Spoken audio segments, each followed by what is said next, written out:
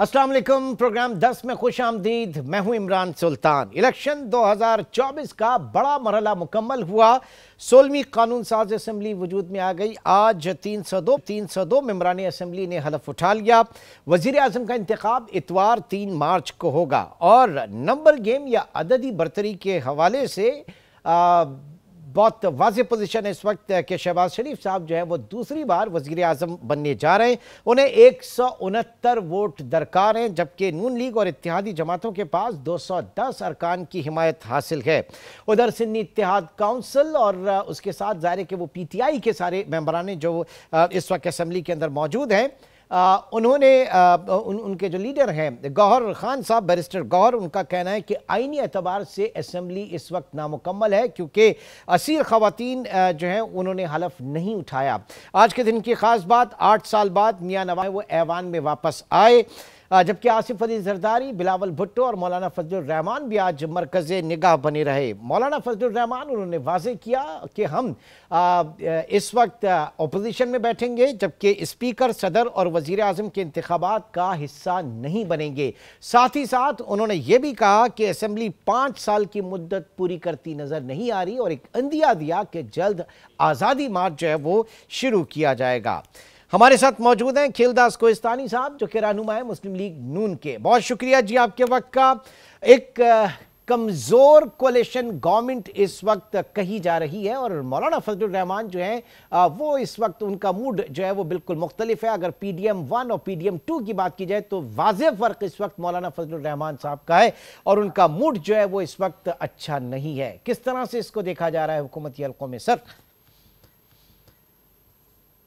बड़ी मेहरबानी। देखें, पहली बात यह है कि ये ना PDM की हुकूमत है ना PDM 2 है जितना, और पहले भी जो 16 माह की हुकूमत थी वो PDM की हुकूमत नहीं थी, तमाम जमातें थी, क्योंकि पीपल्स पार्टी PDM का हिस्सा नहीं थी। तो अभी ये एक नया इत्तेहाद बना है और जो 16 महीने में जो इत्तेहाद बना था उसकी भी एजेंडा एक ही थी कि पाकिस्तान को डिफॉल्ट होने से बचाना है। और इस वक्त जो अवाम ने मैंडेट दिया, अवाम ने तमाम जमातों को मैंडेट दिया, किसी एक ऐसी जमात को मैंडेट नहीं दिया जो वो अक्सरियत में हो और हुकूमत अकेले कर सके। तो हमें अवाम के मैंडेट का एहतराम है। अगरचे बिलावल भुट्टो साहब बारहा ये कह रहे हैं, कल भी उन्होंने बात की, अगर सुन्नी काउंसिल जो है एक्स PTI, वो अगर उनसे हाथ मिला लेते तो उनको भी हुकूमत बना सकते थे। खुद आपने देखा हमारे वजीर आज़म जो उम्मीदवार है शहबाज शरीफ साहब, पार्टी के हमारे सदर भी है, उन्होंने प्रेस कॉन्फ्रेंस करके कहा कि अगर सुन्नी ये जो आज़ाद अराकीन है ये किसी से मिलकर हुकूमत बनाना चाहते हैं तो अपोजिशन में बैठने के लिए हम खुशी से बैठेंगे, हम बिल्कुल तैयार हैं। तो उनको चाहिए था, अगर उनको मैंडेट था या वो कर सकते थे नंबर गेम पूरे, तो वो कर सकते थे, मगर उन्होंने नहीं किया क्योंकि वो नहीं करना चाहते। 2013 का तजर्बा भी, जहाँ 35 पंचर का, धांधली का, रोना धोना, शोर शराबा, एहतजाज, 126 दिनों का धरना, फिर वहां से इस्तीफा देना, 2018 में खुद उनकी जाली नहीं, ये बताइए सर कि अगर उनके पास उनका इंतखाबी निशान होता तो क्या सूरत हाल यही होती इस इलेक्शन में? फिर ये बताइए ना। इस वक्त तो बहुत सारी चीज़ें, चूंकि उनके पास इंतखाबी निशान नहीं था, पार्लियामेंट के अंदर उन्होंने आज़ाद हैसियत में हिस्सा लिया और उसके बाद जो है वो कोलिशन जो है वो दूसरी जमातों के साथ बनाया, तो क्या हालात ऐसे होते जो आज हैं? मैं एक पॉलिटिकल वर्कर और अपने तजर्बे और अपनी ज़ाती मेरी राय है, अगर इनके पास PTI को इलेक्शन लड़ती या बल्ला उनके पास होता तो हम उनसे मुकाबला करते, हमें पता होता कि हमारा दुश्मन कौन है, हमारा मुखालिफ सियासी कौन है। और हम जिस तरह हमें इलेक्शन लड़ना चाहिए था, कई हलकों में हमने इजी थोड़ा लिया, तो कई में जो उस पर बाद में हो सकती है कि क्या वजूहत है, तो शायद हम ज्यादा मैंडेट लेते। अच्छा। और जो PTI के जीतने के उसमें जो इमरान खान के फैसले हैं वो नून लीग ने नहीं कराए, वो अदालतों ने किए हैं। वो एक साथ फैसले आए और जल्दी जल्दी में सजा दी। तो आपको पता है कि हमारे अवाम भी अगर किसी को इस तरह वो उन्होंने समझा कि ये मजलूम है, हालांकि उनकी जुर्म के दास्तान थे, जो उनका अंजाम होना था इसी तरह होना था, मगर ये इलेक्शन से पहले हुआ उसका नुकसान मुस्लिम लीग नून को जरूर हुआ है। अवाम ने जिस तरह उस फैसलों में शायद पसंद ना किया हो, तो ये कई वजूहत है। तो पीटीआई अगर बल्ले का निशाना, हमने पहले भी उनके साथ इलेक्शन लड़े हैं, मगर वो हम अगर सादा अक्सर लेते, टू थर्ड मेजॉरिटी लेते, या जो अभी हमने मैंडेट लिया, ये इलेक्शन को कबूल नहीं करेंगे। मैं आपको बताऊं, इनका एजेंडा एक ही है कि पाकिस्तान को नुकसान पहुंचाना है। 2013 में इन्होंने ये सर, किया, ये तो धरना लगा, ठीक है, आगे बढ़ते हैं। अप्रैल 9 मई में भी इन्होंने ये किया, और अभी भी ये करने जा रहे हैं। चले, मैं आपसे आपकी बात करता हूं ना सर, मैं आपसे आपकी बात करता हूं। आप लोग जो है आवाम को बड़े दिल फरेब नारे जो है वो इलेक्शन में रहे। किसी ने 300 यूनिट फ्री बिजली की बात की, किसी ने जो है वो तनख्वाह में दुगने इजाफे की बात की। हकीकत यह है कि आप IMF प्रोग्राम के अंदर हैं, और अब लग पता जाएगा हमारे उन तमाम सियासतदानों को जो कि पार्लियामेंट के अंदर आवाम से ये वादे करके आए हैं कि कितने मुश्किल हालात आगे हैं। Are you prepare for this? देखें, बिल्कुल आपकी बात का, मैं जो आपने बात की महंगाई के हवाले, सबसे इस वक्त पाकिस्तान के जो बड़ा मसला अवाम के लिए वो महंगाई है। बिजली के बिल हो, गैस के बिल हो, उनके आटे, चीनी, या जो भी पेट्रोल, डॉलर, जो भी आम आदमी पे असर करता है, वो महंगाई सबसे बड़ा मसला है। आपने देखा हमारे वजीर आला जो मुंतखब हुई है, मरियम नवाज शरीफ साहबा, पंजाब में उन्होंने प्राइस लिस्ट और कई तरह अवाम को किस तरह सस्ती बिजली दी जाए, जो आप कह रहे हैं, अवाम को किस तरह सस्ती चीज़ें मिले, वो उन्होंने अपना काम, उनके 48 घंटे की आप अगर जो उन्होंने काम किया है आप देख लें, वो बिल्कुल चाहती है, वो खिदमतकार बन के पंजाब की वजीर आला के तौर पे आई है। और इंशाल्लाह सर, मैं पूरे पाकिस्तान की बात कर रहा हूँ। मेरे लिए सिर्फ पंजाब नहीं है, मेरे लिए पूरा पाकिस्तान है। सिंध और KPK भी उतना ही इंपॉर्टेंट है। जी देखें, महंगाई कम करना सूबाई हुकूमतों की ज्यादा जिम्मेवारी होती है, मगर हमारे वजीर आजम जो मुंतखब होने जा रहे शहबाज शरीफ साहब, वो पहले भी 20 घंटे जागते थे, 4 घंटे आराम करते थे। वो पाकिस्तान की गरीब अवाम, पाकिस्तान के अवाम के लिए ऐसी पॉलिसीज बिल्कुल मुश्किल फैसले जरूर है, मगर सर किसी के जाने सोचने से सर हमें क्या, हमें तो पॉलिसीज चाहिए ना, हमें एक रोड मैप चाहिए।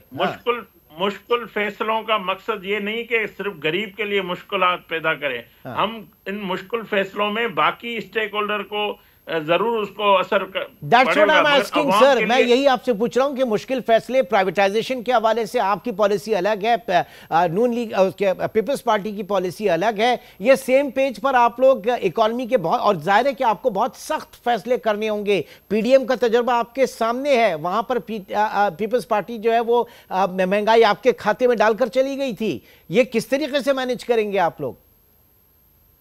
देखें, अब फैसले मुश्तरका होंगे, और हम तमाम जमातों को जो हमें वोट कर रहे हैं, जो हमारे साथ इत्तेहाद में हैं, हम हर फैसला उनसे मिलकर करेंगे, मगर हमारी सबकी प्रायोरिटी पैर पाकिस्तान है।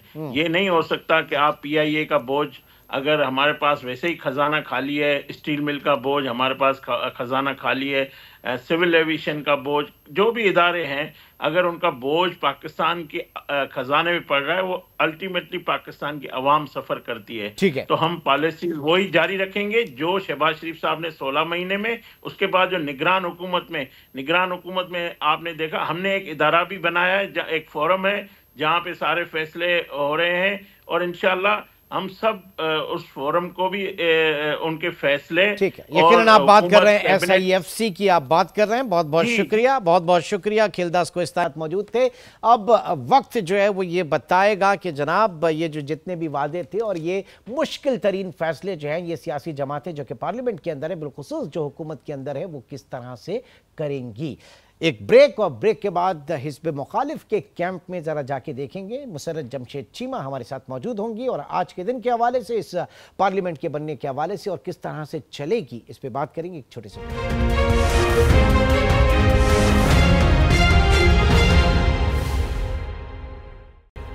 और अब बात करेंगे मुसर्रत जमशेद चीमा इस वक्त हमारे साथ मौजूद हैं, पाकिस्तान तहरीक इंसाफ की बहुत वोकल रहनुमा। बहुत शुक्रिया जी आपके वक्त का। आज 16वीं पाकिस्तान की जो कानून साज असेंबली है वो मुकम्मल हो गई, आज वजूद में आ गई, और तकरीबन जो है जो मेंबर्स ने हलफ भी उठा लिया है। जो 80 रहनुमा पाकिस्तान तहरीक इंसाफ के हैं, यकीनी तौर से उन्होंने अभी हलफ नहीं उठाया। आज के दिन के हवाले से क्या कहेंगी, क्योंकि जो हुकूमत की तरफ से वाइब्स हैं, अब मैं हुकूमत इस सेंस में कह रहा हूं कि अददी एतबार से शहबाज शरीफ बज़ाहिर हुकूमत बनाने जा रहे हैं, तो इस हवाले से जो शिकायत आप लोगों से थी कि अपोजिशन के साथ जो रवैया था, अब आप क्या एक्सपेक्ट कर रही हैं? जी बिस्मिल्लाहिर्रहमानिर्रहीम, बहुत शुक्रिया, बहुत शुक्रिया। आप बिल्कुल बिला झिझक कह सकते हैं कि हुकूमत बनाने नहीं जा रहे। इंटरिम सेटअप भी इन्हीं का था और ये वाहिद इलेक्शन है पाकिस्तान की तारीख का कि जो इलेक्शन होने से पहले ही पूरी कौम को आगाह कर दिया गया था कि वजीर आजम किस जमात से होंगे और वजीर आला कौन होंगे। तो ये अनफॉर्चुनेटली कौम के साथ जो मजाक करने की कोशिश की गई, लेकिन कौम ने भी उसका भरपूर मुकाबला किया, भरपूर जवाब दिया, अपने मैंडेट की ताकत से तमाम ताकतवरों को बताया कि नहीं, अभी पाकिस्तान की जो 22 करोड़ आवाम है वो भेड़ बकरियां नहीं है और वो अपने जो वोट की ताकत है उसके सही इस्तेमाल को बखूबी जानते हैं। यही वजह है कि पाकिस्तान की जो पॉलिटिकल हिस्ट्री है उसमें ऐसे मनाजिर या इस तरह के वाकयात देखने को नहीं मिले जो इस इलेक्शन में हुआ। बहरहाल जहां तक ये कहा जाए कि हमारे मैंडेट को हमसे छीना गया, अवाम की राय का एहतराम हरगिज नहीं किया गया और उसके बावजूद देखें, हम जमहूरी रवैयों के ऊपर यकीन रखते हैं और हम ये तवक्को रखते हैं कि इस मुकद्दस ऐवान के अंदर जिसकी जो नुमाइंदगी का हक बनता है उलूम नहीं रखा जाएगा। जो कुछ हुआ पाकिस्तान तहरीक इंसाफ के साथ, उसका बल्ले का निशान छीना गया, उसके बाद इंतकामी कार्रवाइयों का आलम यह था कि हम लोग तो कैंपेन भी नहीं कर सके। ये अवाम का इलेक्शन था, अवाम ने इनको शिकस्त दी। हम तो सिर्फ एक कैंडिडेट नाम के थे पीटीआई के, अदरवाइज तो आपको पता है कि ना कोई कैंपेन कर सका। इवन तो बाज हलकों में हमें खुद नहीं पता था कि हमारा कैंडिडेट अच्छा नहीं, अब आगे कैसे बढ़ेंगे, मैं तो ये जानना चाह रहा हूं ना, आगे कैसे बढ़ेंगे? जो रोड मैप होगा पार्लिमानी सियासत के अंदर है, आपकी जमात बिल्कुल है और मेंबरान के साथ है और जमहूरियत की कदर किए बगैर जमहूरियत की बका मुमकिन नहीं। तो विद इन द पार्लिमान वो जो सियासी एक तर्ज अमल होगा, मैं उसके ऊपर बात कर रहा हूं। जो पीडीएम की आपने बात की, अगर ये पीडीएम 2 है, लेकिन फर्क यह है कि यहां पर ऑपोजिशन उस वक्त नहीं थी, अब एक कड़ी, एक धुआंधार किस्म की ऑपोजिशन नजर आएगी आप लोगों की सूरत में।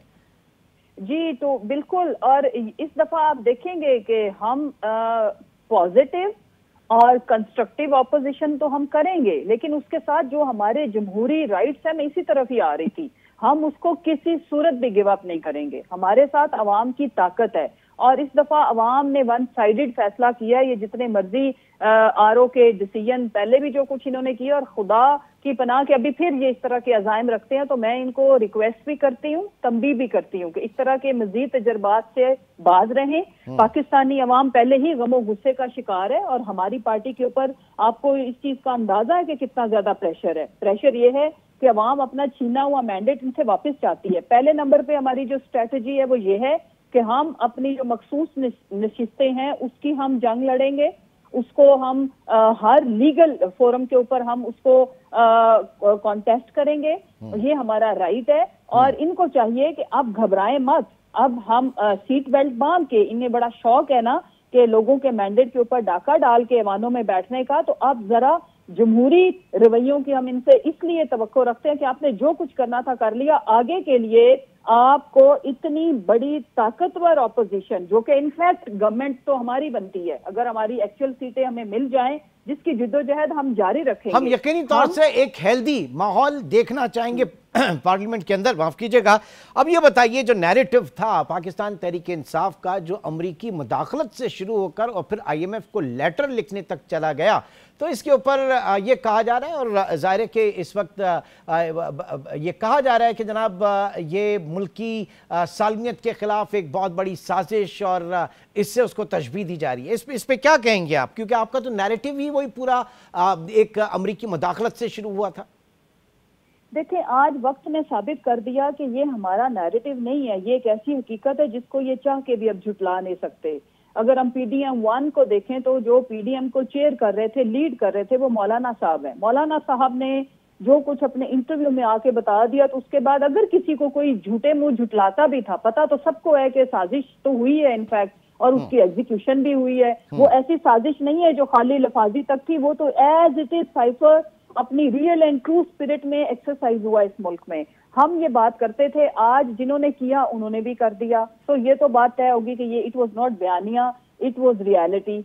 अगली बात जहां तक रह गई कि इनके कहने से क्या होता है, पाकिस्तान हमारा है, ये इदारे हमारे हैं, हम इदारों के हैं। इदारों से मुराद मेरी जुडिशरी, ब्यूरोक्रेसी, पुलिस, हमारे आर्म फोर्सेस, हम एक दूसरे से जुदा नहीं है। कभी जो कहते हैं ना कि जो नाखून है वो मांस से अलग नहीं हो सकते। लेकिन क्या ही अच्छा होता, जी मैं अर्ज कर रही हूं, मैं कह रहा हूं कि क्या ही अच्छा होता है कि जब वो लोग ऑपोजिशन में थे तो आपकी तरफ से भी एक स्पेस मिलती और ऑपोजिशन को आपके चेयरमैन जो हैं उन्होंने या उस वक्त के वजीर आजम जो हैं उन्होंने हाथ तक मिलाना गवारा नहीं किया था। हालांकि जमहूरी माहौल में, जमहूरी इदारों में, जो पार्लिमानी जमहूरियत में इस तरह की चीजें नहीं होती। नहीं देखिए, मैं इसमें ये ना ताली दोनों हाथों से बजती है। ये बयानिए की हद तक एक साजिश रचाई गई और एक इस तरह का करोड़ों अरबों रुपए लगा के जी वो तो किसी के साथ बैठना नहीं चाहते। पहली स्पीच, अभी पहले जो स्पीच थी उसमें जो तूफान बदतमीजी था, सिलेक्ट प्राइम मिनिस्टर पहले ही कह दिया सिलेक्टेड हमेशा की तरह खुद हैं ये लोग। मैं तो ये आज आप लोगों की तरफ से भी कुछ इसी तरह का माहौल था ना आज असेंबली में, पार्लियामान में।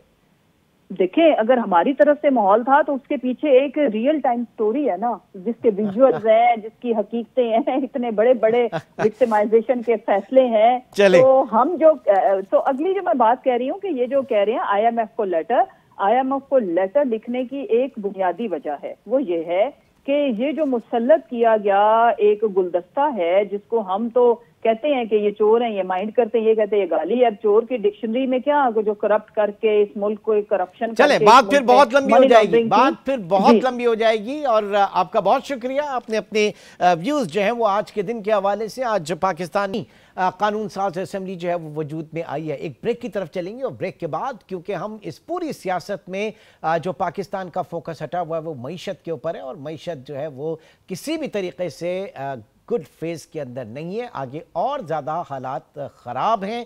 शब्बर जैदी हमारे साथ मौजूद होंगे एक छोटे से ब्रेक के बाद।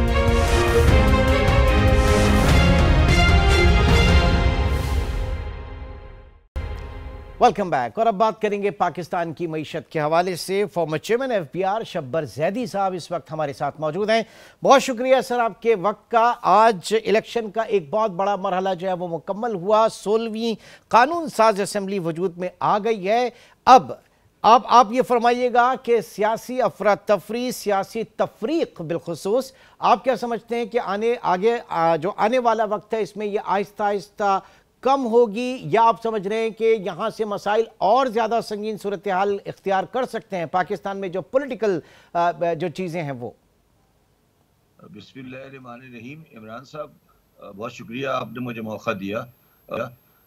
इमरान में इस बात पे बिल्कुल कन्विंस्ड हूँ कि 8 फरवरी 2024 के इंतखाबात ने पाकिस्तान को सियासी कोई इस्तेकाम नहीं दिया है।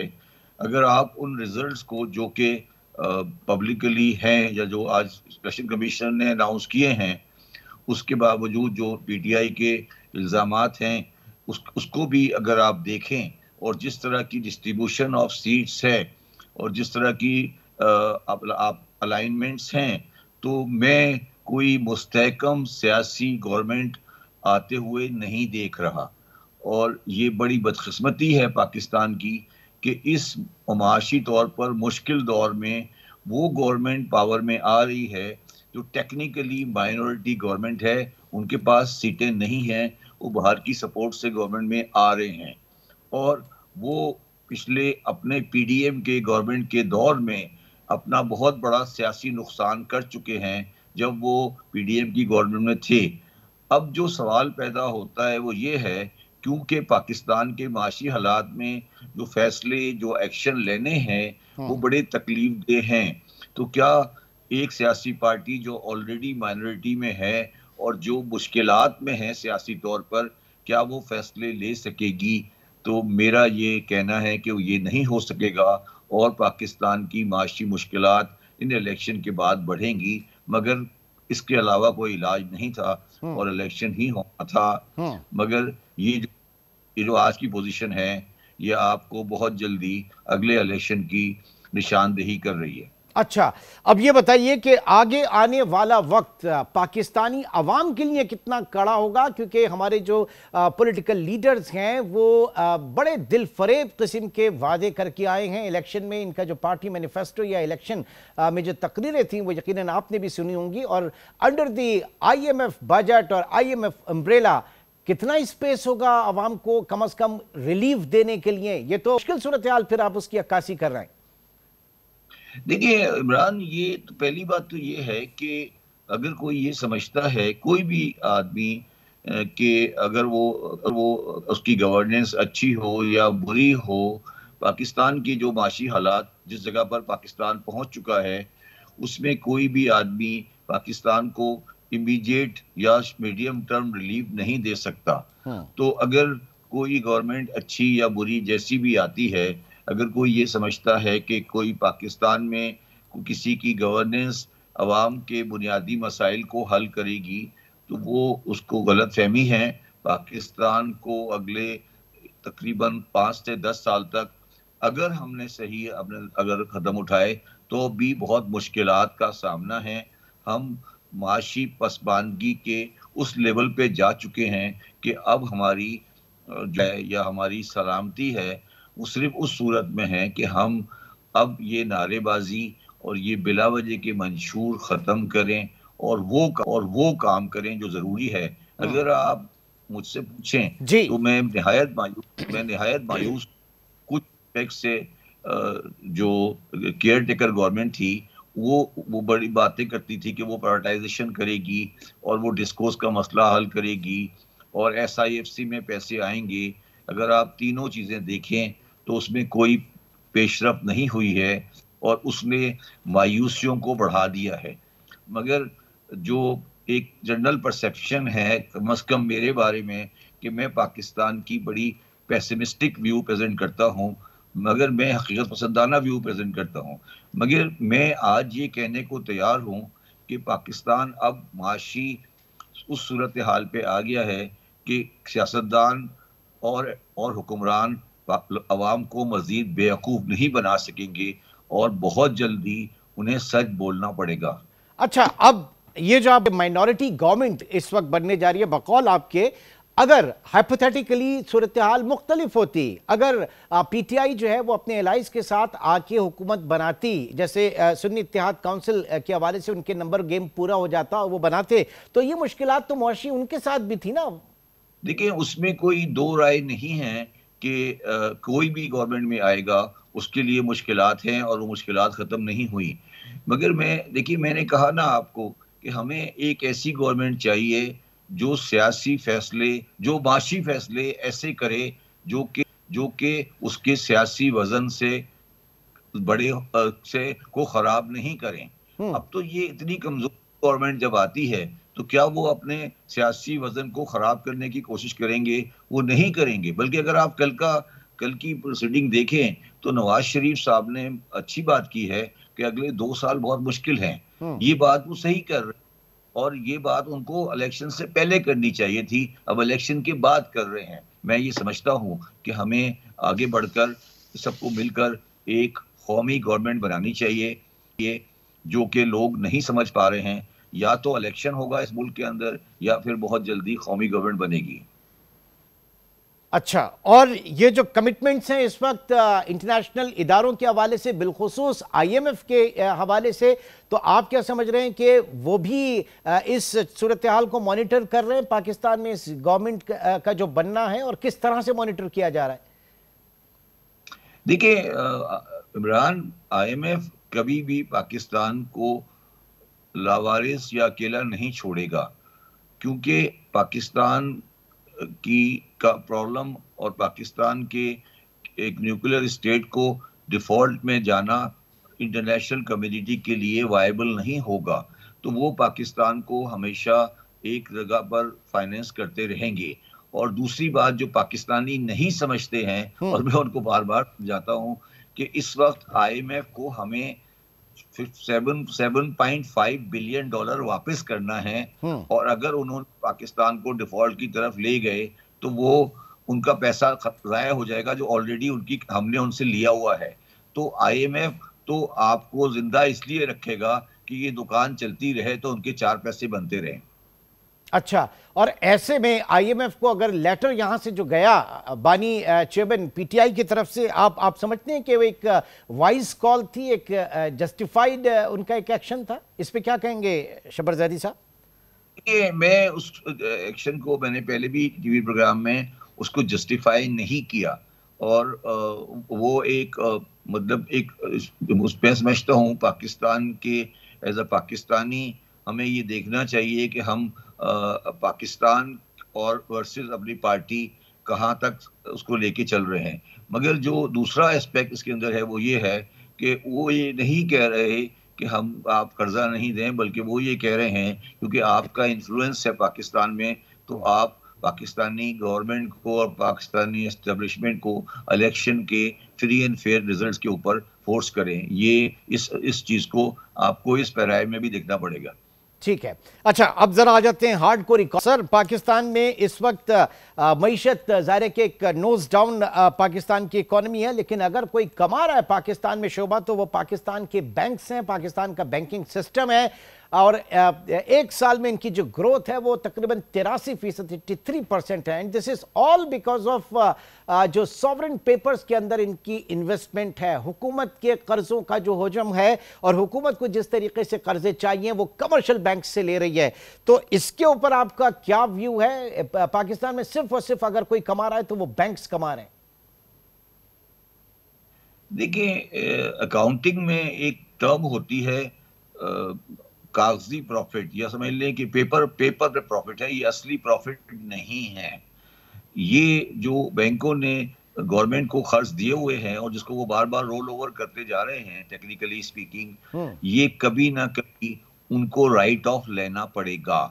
अच्छा, और पाकिस्तान में आपकी इसको थोड़ा सा और क्लैरिफाई कर दूं जी, ये मैं बार कहता हूं, और आपका जो स्पॉन्सर अखबार है बिजनेस रिकॉर्डर, उसमें भी एक बड़े मशहूर इकोनॉमिस्ट इस बात को बार कहते हैं कि हमें लोकल डेट की रीस्ट्रक्चरिंग करनी पड़ेगी, और वो रीस्ट्रक्चरिंग को की ज़रूरत आ चुकी है। और उसको आसान अल्फाज में मैं ये कहता हूँ कि जो बैंकों ने 100 रुपए दिए हैं उनको ये कहा जाएगा कि भाई 75 लेना है तो ले लो, नहीं तो घर जाओ। तो बैंक इस बात को सेंस कर रहे हैं? नहीं, सेंस बिल्कुल कर रहे हैं। उनको ये बात अंदाजा है कि ये इस तरह दुकान चलेगी नहीं। और अगर आप हिस्ट्री ऑफ IMF पढ़ें तो IMF ने ये काम घाना में कराया था 2022 में या 21-23 में। घाना में लोकल डेट को रिस्ट्रक्चर किया गया था। पाकिस्तान की जो आज की लोकल डेट की पोजीशन है वो पाकिस्तान की इकोनॉमी के लिए सस्टेनेबल नहीं है। और ये जो सारा खेल हमने खेला हुआ है कि बैंकों से आप 22% पे इंटरेस्ट लेते हैं और वो इंटरेस्ट लेकर आगे पीछे करते रहते हैं, इसने पाकिस्तान की बुनियादी मईशत के तमाम अशारियों को इररिलेवेंट कर दिया है। और ये दोनों तरफ से बुक एंट्री आ रही है, वो बुक एंट्री करके जा रहे हैं खर्चे की, ये बुक एंट्री करते जाते हैं अपनी इनकम की, जब इसकी कोई रियल हैसियत नहीं है, और ये किसी ना किसी दिन इस गुब्बारे को फटना है। ठीक है जी, बहुत बहुत शुक्रिया शब्बर ज़ैदी साहब। इस वक्त हमारे साथ बहुत इंपॉर्टेंट पॉइंट, जिस तरीके से हुकूमत का कर्जों पर इन्हिसार, लेकिन उनका कहना है कि ये सब रीशेड्यूल या रीस्ट्रक्चरिंग का वक्त अल्टीमेटली इसके ऊपर आना है, और ये बहुत जल्द ये बबल बर्स्ट भी हो सकता है। क्या होता है ये आने वाला वक्त बेहतर बताएगा। नाज़रीन, आज के प्रोग्राम से इतना ही। इंशाल्लाह आपसे कल मुलाकात होगी। अपना बहुत ख्याल रखिएगा। अल्लाह हाफिज़।